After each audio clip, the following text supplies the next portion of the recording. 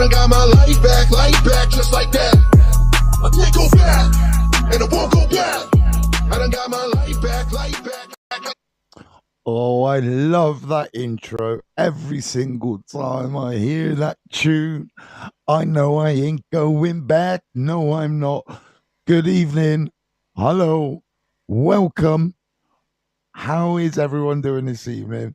So, if you don't know who I am, let me tell you. My name is Paul, Addict, Mentor. It says it right above my head. But you will be surprised the amount of people who come into my room, see that above my head, and still go, "Yo, are you David Hay?" So, I have to point that out. I'm someone who has spent his entire life wrapped around the criminal justice system in the worst possible way. I spent 22 years in prison. I was on multiple probation sentences. You know, I served time in the community whilst on license. I served an EPP sentence, which means I got a sentence, and then at the end of that sentence, I got walloped with a huge big bit of license. Paul Carroll, good evening, fella. And because I've been wrapped around the criminal justice system so much, thank you. Good evening, David Knight, my brother from another mother. Because I've been dealing in around the criminal justice system for so long, I've been able to deliver talks.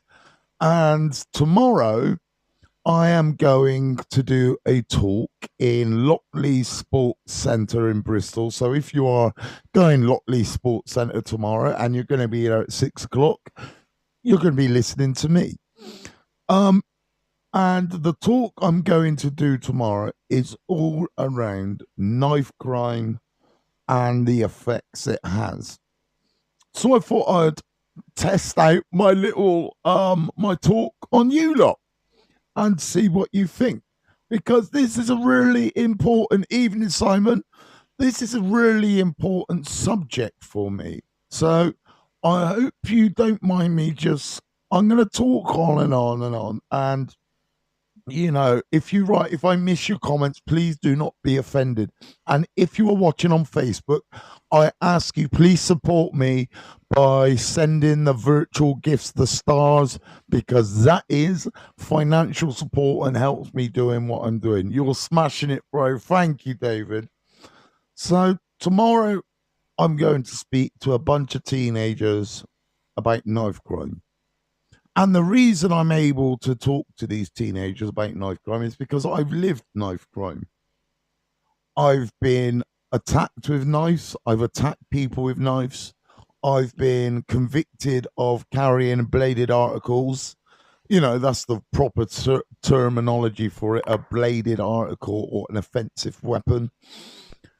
And it's changed now. The world has changed, because when I was in my madness at my youngest, right? If I was going to get turned over on a Friday night, I was getting my jaw broken or my eye socket smashed or my nose bit off or a bit of my cheek ripped off, right? That was kind of happening. We knew that was happening back then. But now it's changed. Now a lot of young guys are carrying knives. I'm in talks with Owen's World, mate. But I'm not just about one person. I'm all about, you know what I mean? Owen's World is very direct. I'm in speak with Owen's World, but it's, you know, this is kind of what I'm doing. Like, Owen's World should link with me because I'm the one out there doing the talks. I'm actually doing it on a regs. So that's a big shout out to any charity out there. I am out here. I am really working hard, and none of you are actually coming to give me any gratis at the moment. But, you know, we live to fight another day. So these kids, they're all carrying knives at the moment. And we're not talking about a pen knife. We're not talking about some little kitchen knife either, the little ones. We are talking machetes. We are talking zombie knives. We are talking things that if they go into you, there is no comeback. So how has this all come about? Where has knife crime come from? Now, Many people will disagree with what I'm about to say, but this is my genuine opinion of how machete carrying, zombie knife carrying, knife crime carrying has become so prevalent in the UK. In the late 90s, early 2000s, there was a huge influx of people from Somalia. Now, these were kids who have experienced serious wars and lives that you can't even imagine the graphicness that you see. And it was a standard thing for, protect your own with a machete, with a big bad weapon. And when these guys came over to England, they've kind of brought that with them. And this comes down to this gang mentality. And when I talk gangs, I'm literally talking about, within your ends, representing your postcode. But gangs are really important because it gives a lot of children, a lot of young people, a sort of a place of, I don't know, sort of a belonging, somewhere where they can go. These people are going to respect them and they're going to treat them with dignity and they're going to show them some love. Because a lot of kids today, they are being brought up in environments that you will never believe. The environment I was brought up in was absolutely off the hook crazy. I didn't have a decent role model telling me this is what I should do and these are the steps that I should take. And it cost me dearly. And today, the role models our kids are seeing are gangs, the leaders of the gangs, these county lines guys who are showing us kids that they can earn £100 a day just by shotting rock and crack. And if anyone takes a piss, we'll help them. So they're getting that feeling of belongingness and respect and not letting anyone mess with their postcode. And this is very important, the postcode. In Bristol, now a lot of you are in tonight. Evening, Lisa. Evening, Peter Beaumont's in the house as well. Evening. A lot of people in Bristol will know this. BS7, man. I'm Lotley's on BS7. You got the BS5 crew, you got the BS14 crew, you got the BS8 crew. Oh, don't forget the BS3 and the BS1 crew. And that's the thing, right? So you got all of these different areas. And then you'll go out on a Friday night and you'll be seeing people from different areas. And that's where the drama starts. But right now, it's not about going out on Friday nights. It's about who's selling drugs on your turf. Now, many people say, yeah, but my kids aren't getting involved in drugs. These kids who are getting snapped up aren't drug dealers and they're not getting involved in drugs. And they're only wearing balaclavas because they don't want to get COVID. Many people will say that. But me and you both know trouble sniffs out trouble. There is no smoke without fire, right? And a lot of these young kids who have been killed recently, not all of them, so I have to be very brutally honest when I'm saying I can't say all. I can only talk about the ones I know about. And the two that I know recently, very sad, both of them had, links to gangs and doing all that gang stuff. So then you've gone to this, so you're selling drugs or you're associating with drug dealers now. And then you got a girl.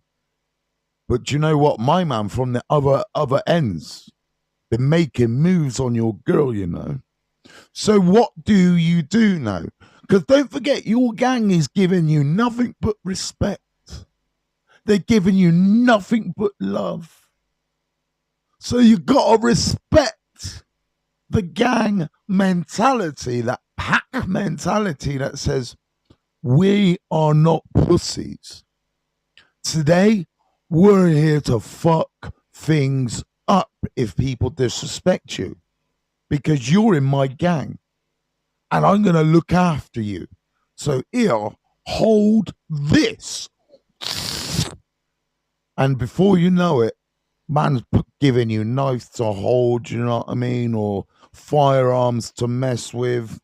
You know, this I'm not going to get into the firearms thing, but that is definitely for another night.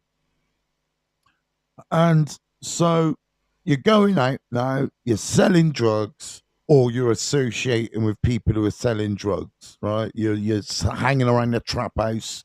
You might even just be trying to write a few bars in the corner somewhere. But the simple fact is that you're associating with these people. You're being seen coming in and out of certain spots, and other people are seeing this now. And like I said, it's about respect. So if the man feels they're being disrespected, what they going to do? So they go to war. But unfortunately, today, kids, they don't know how to take a kick in. They don't know how to go and have a fight, a toe-to-toe. I learned how to take a kick in early doors. My old man was terrible at beating me up, yeah? Plain and simple. But but after that, I used to go to the football. Now, I was going to Bristol Rovers early 1990s. So, you know, we got to a few scraps back then. I was young, I was stupid, and I thought I was gun-ho crazy. But we never used to go with knives and stuff like that. But maybe a baseball bat or a bit of wood from time to time. But no, like 1.5 foot machete. But now, because they don't know how to fight. And tell me, honestly, tell me if you think I'm wrong, if you think for some reason I'm getting this all completely and utterly wrong and there's some other underlying issue that I am not aware of. But the way I see it, these kids now, they don't know how to fight, yeah? They're afraid of getting punched up because it's a respect thing. So you can't go into a fight being unsure whether you're going to win this fight and then get turned over. So that's where the knives come from and the hacking at each other with machetes and stuff like that. But then what happens? Something stupid happens. You've gone to one of these wars and actually someone got stabbed. And now you're thinking, shit. But it's all right, I got my man them, I got my gang, they're going to look after me, they're going to say I was here, there, and everywhere. But then all of a sudden you're going to learn real quick that your gang, your man them, the people who are supposed to have your back from your own man or from your postcode, they disappear. They see into the background because now you're on an M charge. You're looking at L plates. So that's a murder charge and L plates is life sentence. That's what you're looking at. All because someone may have dissed you, someone may have looked at your girl the wrong way, or you were seen coming out of the wrong trap house, hanging around with the wrong people on the wrong day, wearing the wrong clothes, looked at the wrong man wrong way when he was just driving past in his car. But that day, that man had fucking issues in his head. And he's thinking, my man just tried disrespecting me. Anyway, I've been seeing him with them dickheads one time. So now I'm going to go deal with the fucking problem. And this is how the kids are thinking today. Tell me if I'm wrong. And that comes with something what I call the ultimate cost. So, not just death. Clearly, that's the ultimate cost, dying. But I'm on about the ripples, the effect it has on you as a person. Because trust me, I've seen psychopaths who've killed people, yeah? A lot of them have no fear, no effect, no nothing. But I've seen people who I call accidental murderers, right? These guys who have done one thing, stabbed someone in a fit of rage, completely gone out of nuts, smacked someone, they've banged their head off a curb. and it destroys a man because knowing that you have ended someone's life, you have to live with that for the rest of your life. And that means every single day when you wake up in that cold prison and you've got little idiots running around and all you want to do is be at home with your missus and your kids or whatever it is, and you can't because some little dickhead disrespected you when you were out doing your business. You may not have even been involved in a drug game, but you are just around that situation. And that's what a lot of people need to get into their heads. If you get into the environments where people see or perceive you to be in that gang mentality, you are going to end up serving a life sentence, maybe doing a manslaughter charge if you're lucky. And I will say there is one situation I must talk about this, and this is the situation of Lee Turner. I was supposed to meet with them yesterday, and they were going to come on my radio show, but I had a bit of a mental health breakdown. As if you were on yesterday, you would have known because I just came on and ranted about my mental health and disappeared. I do apologize, but that's the problem with me. I do have mental health issues, and not every day is a sunshine day. Sometimes I do have real rainy days. So, Lee Turner's family, he was stabbed. Lee was stabbed. I know Lee personally, okay? I was dealing with him when I was in active addiction. I helped him, a couple of times. He was into the drugs and everything that comes with it. The guy who stabbed Lee Turner was also into the drug game and a knife game. And Lee had only been out of prison for a week, 10 days. It wasn't very long. Beef happened. He got stabbed. The guy who stabbed him went to prison. And the family are then going, right, well, at least we're going to get some sort of resolution out of this. Someone's going to pay. But whilst he was in prison, his barristers, his legal defense have gone, right, Mr. Turner had a knife. He had a knife. Mr. Turner came at him. He went at Mr. Turner. Mr. Turner died, and that's that. And that means this poor family, they're not getting resolution. They're not getting that one thing that they can say, it doesn't matter that we've lost our dad, our brother, our son. At least there's someone paying for that. But if you get into the drug and knife crime game, street crime, call it what you will, you're going to end up in this scenario now because the courts are not going to punish people. If it's a one-on-one knife fight and you die, the courts are going to turn around and go, do you know what? That is what happens. Live by the knife, die by the knife. That's why I got out of that game. I didn't want to die. I was so close many times to people wanted to hurt me over and over and over and over again. And I'm glad I'm out of it. Because, I think about young Owen. He's 18. I'm not going into the story about Owen Dunges yet because, it's early doors. No one's been sentenced or anything yet. Sentence. Couple of people have been charged, but I would rather talk about the surroundings of Owen Dunnes after his family have had their day in court. But these cases are going to continue to happen, and that means the ripples, the after effects, the ultimate cost is going to grow. And don't forget, if someone gets stabbed, Chris Ralph, hi, good evening, Vietnam, good afternoon, Vietnam. Afternoon. Hi, Chris, how are you?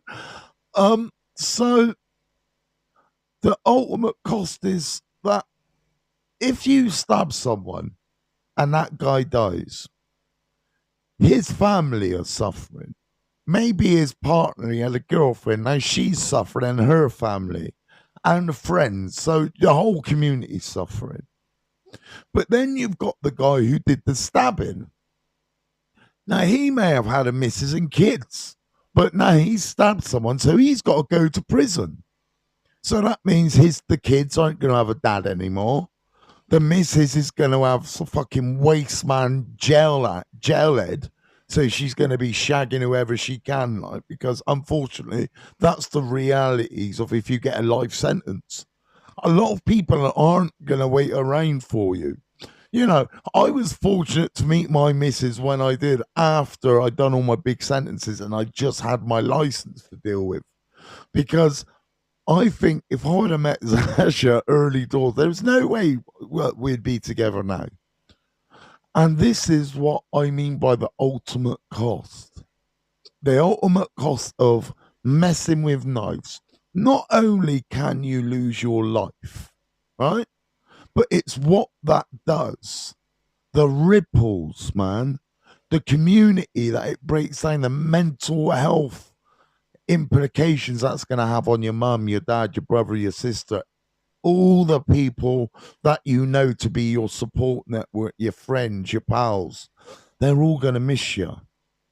And remember, this all goes back to maybe getting disrespected about your postcode, maybe getting disrespected about, someone's looking at your chick the wrong way.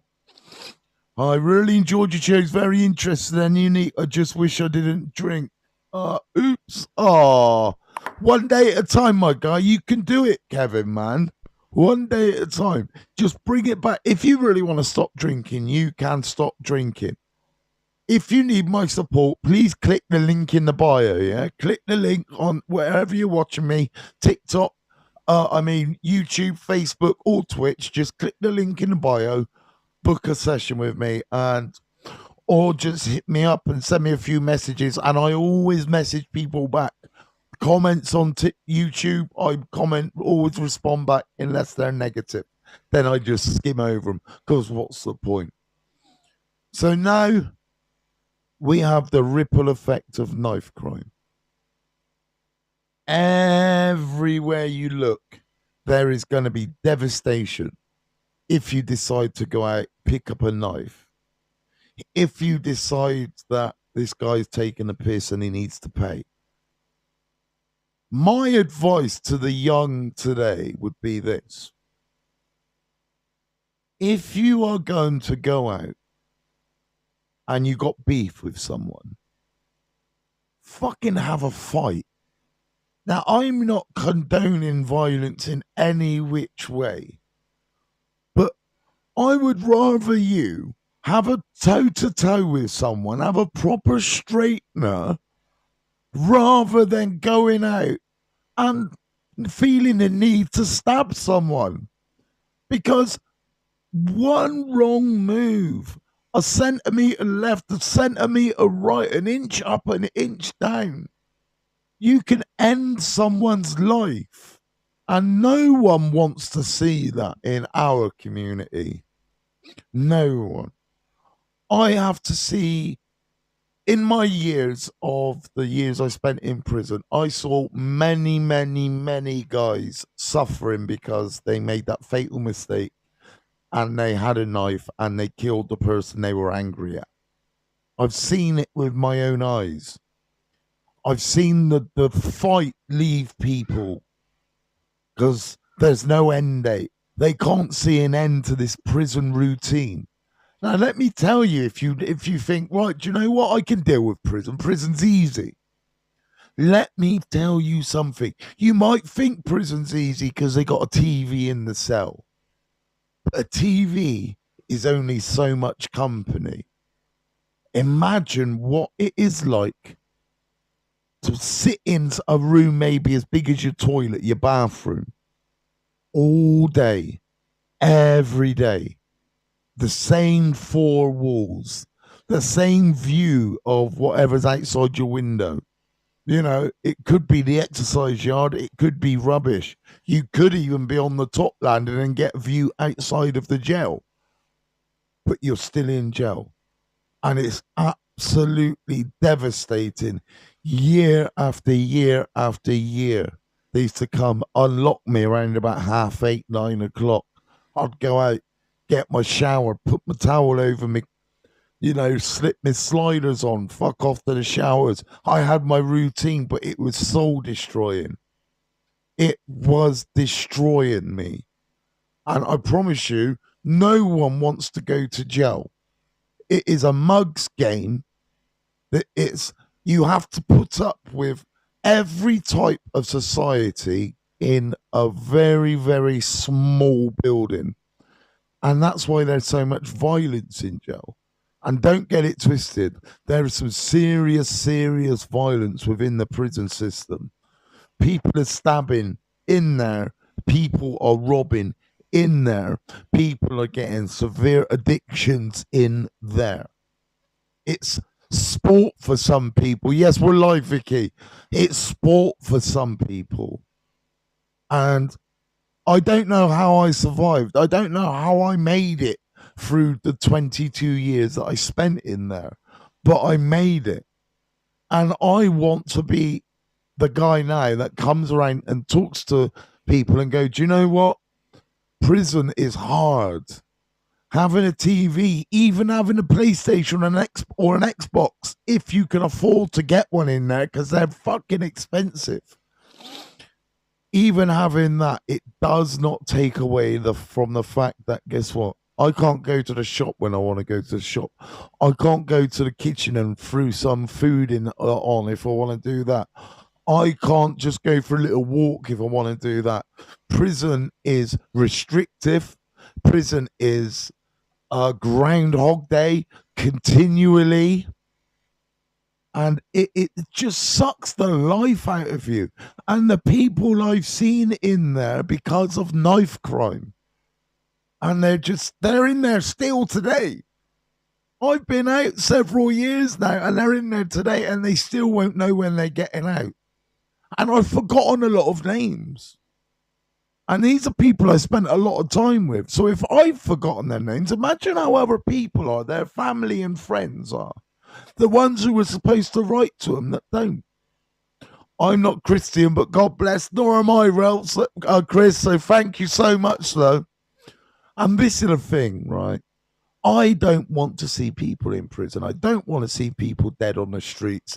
And I don't want to be in a situation 10 years from now still having this same conversation. Put down a knife, save a life is a saying that a knife charity round here uses. But it's very, very important. Put down a knife, save a life. That was my little talk. I hope you enjoyed it. I hope I made a little bit of sense. And I hope you understand that I take this very, very seriously. Knife crime is destroying our communities, and I want it to stop. Thank you, Vicky. I love you all. Peace, love, and unity. I will be on TikTok 9 o'clock tomorrow morning, bright and early. Peace, love, and unity to you all.